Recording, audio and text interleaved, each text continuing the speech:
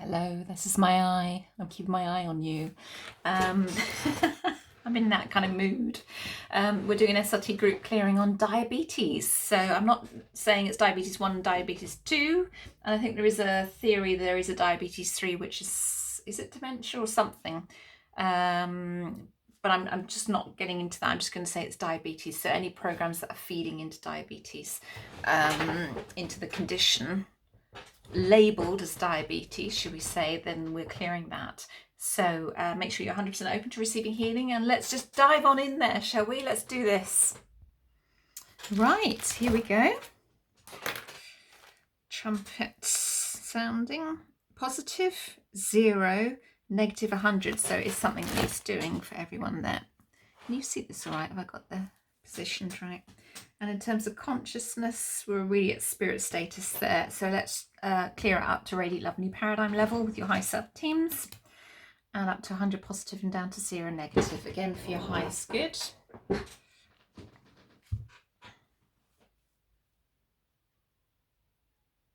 So I'm not saying this will clear diabetes, but it will certainly clear any programs that are running that are contributing to the label of diabetes. But hey, let's not limit ourselves. Anything is possible, staying open to potential.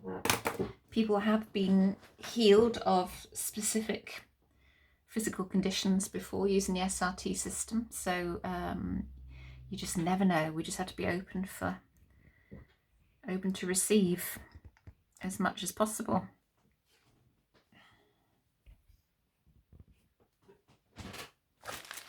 And again, let it go, let it go.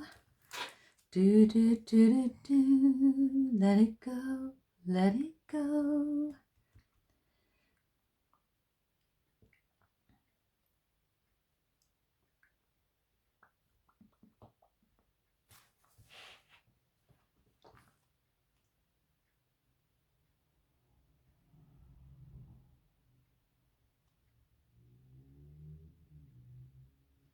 So here's a thing on encoding physical DNA.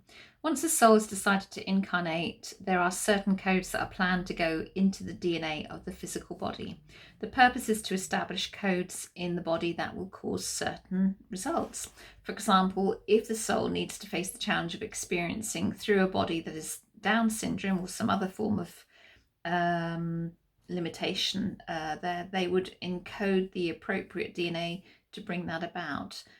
The parents would then produce the appropriate body for the soul's needed and chosen experience. That's as it's written. I think I've read that out before there, but that's just an example. You know, there may be other conditions, you know, that children are born with, and you think, how did that come about? And sometimes it's a result of other experiences, and sometimes it is the soul wants to experience, it wants to learn, it wants to, you know, it wants to experience certain conditions. There can be all sorts of reasons, you know. There's no judgment involved there. So that's interesting.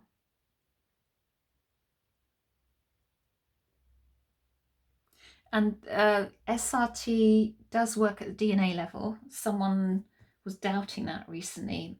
Everything I do works at the DNA level, because I work in a very spiritual way and I work with energy.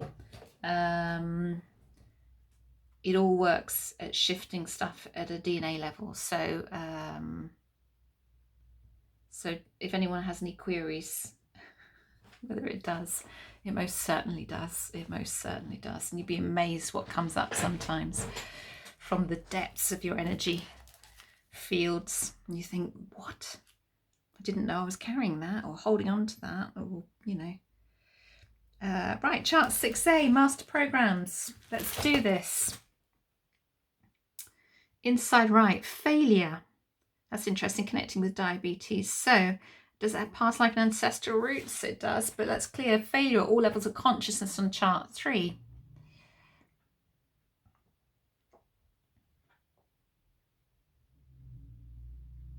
Have I done an SRT clearing on blocks 2 miracles? I wonder. If I haven't, I think I'll do that one as well.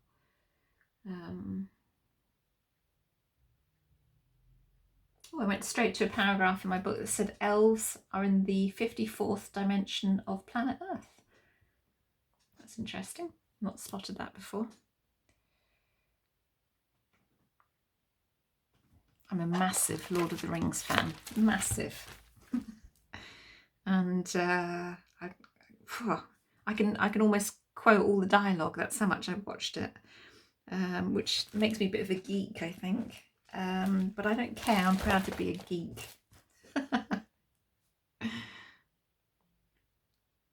Right, abundance, blocks to abundance. So yeah,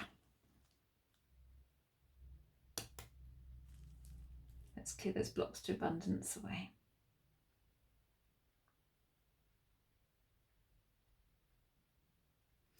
Oh, there's something on the endocrine system here. It says the high self is in charge of the endocrine system and they are called the life force glands. The high self works through the third eye, which is made up of the pineal, pituitary and hypothalamus. The pituitary is the gland through which the endocrine system is operated. Yeah, the pituitary is a direct channel from spirit. I think a lot of us already know that there. I didn't know the high self was in charge of it though. The life force glands, wow. Yeah, you can't do anything without your hormones, can you? Hormones rule the body, I think. I don't think there's any thought, though they definitely do.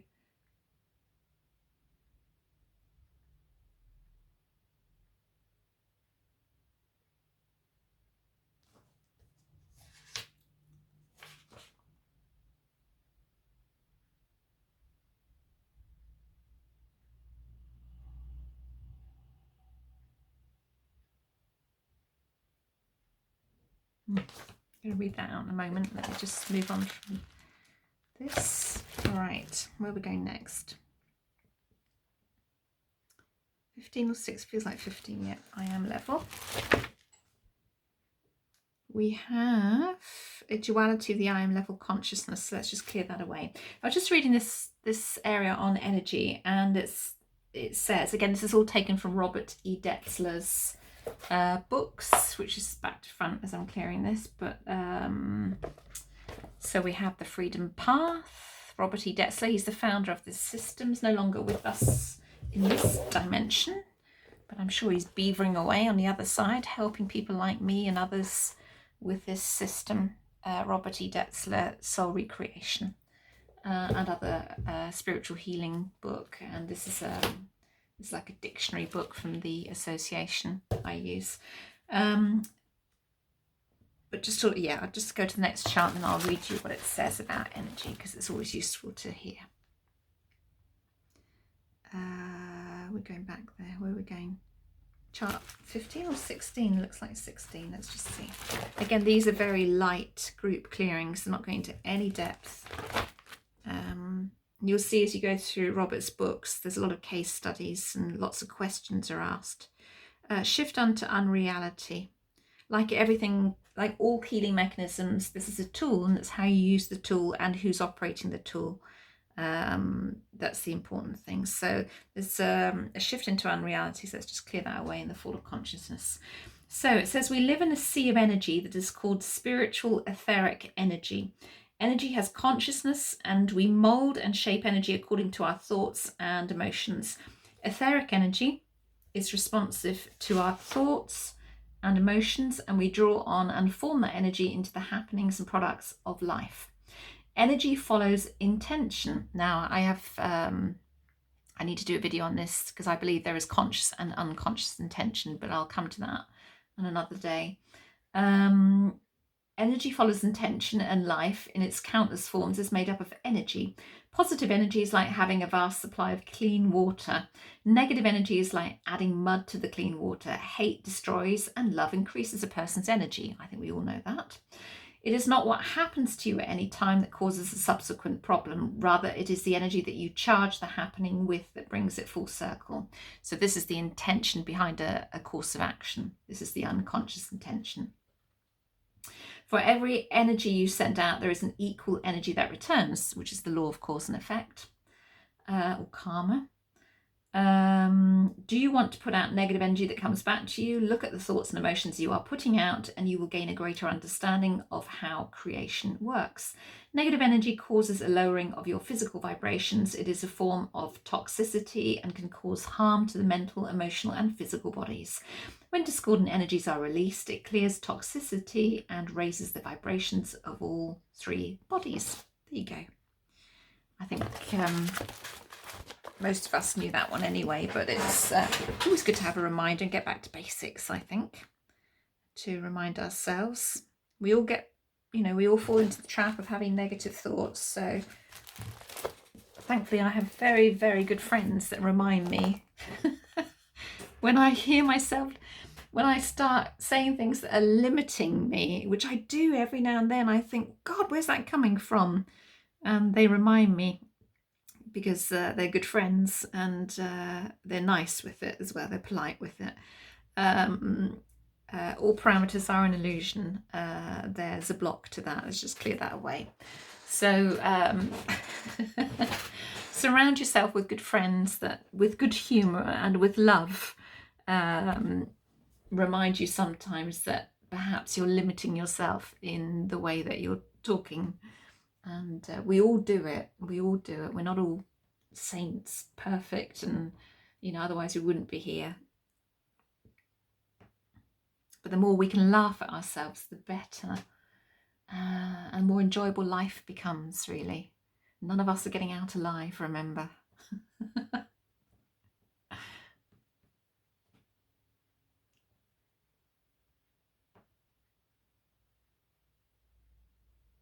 Humour carries us a long way, I think. A long, long way. And I tell you what, being British, you have to have a good sense of humour when it comes to politics. Because at the time of recording this, we've just lost yet another Prime Minister and a Home Secretary. God only knows what's going to happen next. Just another day in 2022 here at the time of recording. Anything on the inside? No reality in the fall, so just clear all blocks to that.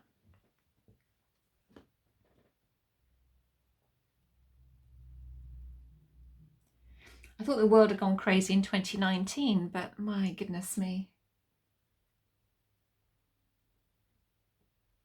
It'll be fun, they said. 2022, everything's happening. Yay! How true. Everything is happening, but quite unexpected.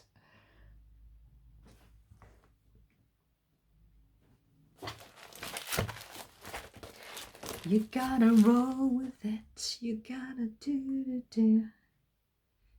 I feel an Oasis song coming on.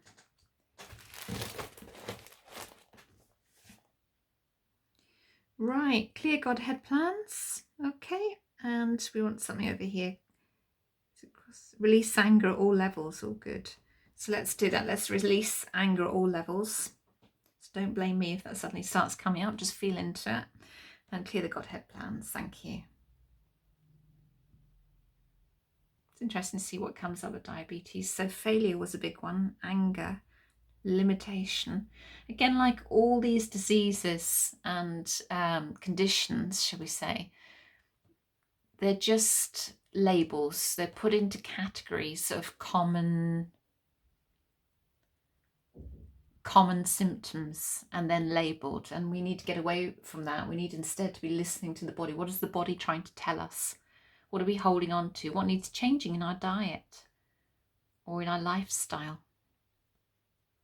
Where's the symptom showing up in my body? What is that showing me?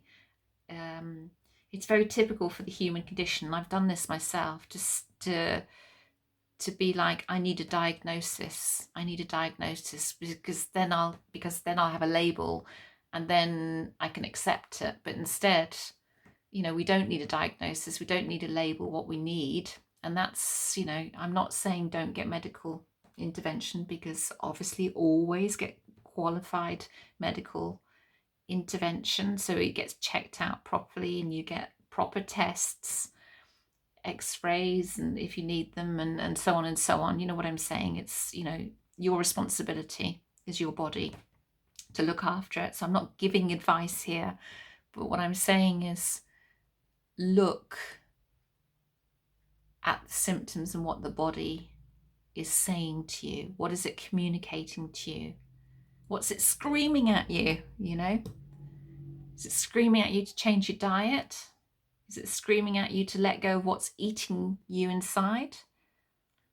Is it something that's undigested that you haven't made peace with, sitting in your intestines? You're holding grief, sadness, you know, all these things are going to be stored in the environment of the cellular structure of the body in certain areas. Rather than, oh, I've got a diagnosis now, therefore I've got that condition and that's going to rule the rest of my life. It doesn't have to. It doesn't have to. It's a collection of symptoms that's been categorized, because that's how our modern health system works, unfortunately. Right, sorry, is there anything else? No, should we go to mop up? So let's go to a quick mop up there for the diabetes. So it's, yeah, none of this stuff is to replace conventional medicine, you know. Just, if you have a serious condition as well, if you have some serious things going on in your body, you must get it checked. And I believe that energetic medicine and conventional medicine work well together. Sometimes you do need conventional medicine, and that's okay, that's good. And sometimes actually what you really need is energetic medicine. I think it's in, is it China, probably in Japan as well. They use, in hospitals, they have both. You know, you have someone coming around using TCM and you have someone practicing conventional medicine. That's really how I feel it should be in the world.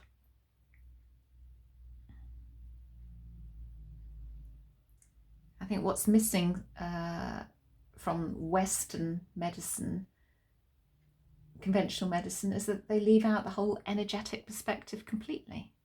And they also leave out the other energy bodies, the emotional body and the mental body and the spiritual body. You know, they're all, you know, you cannot isolate one body and just work with that. You have to look at all of them, because they're all so integrated together as a whole. It has to be holistic. Otherwise you're papering over the cracks and putting a sticking plaster on, you know. There you go, off my soapbox now. So are we done? Yep. Spirit happy, high self, team happy, will it hold, soul free? Is there anything else to be done? Let's have a look and see where we are. 100 positive, 0 negative, and again that feels a lot lighter. Yeah, there we go. All good. Another one done. You know what I'm going to say. Do it. Have that glass of water, have that rest, take it easy. I don't do more than 2 or 3 of these group clearings a day. They are very light clearings in terms we don't go into any great depth, but your teams on the other side of life are clearing a lot more away than what you've just seen. So remember that. So allow it to fully integrate into your physical body. Any questions, any thoughts, any comments, constructive please, in the comments below. And I was about to say something and then I came out wrong. Have a great day and I'll see you soon. Bye.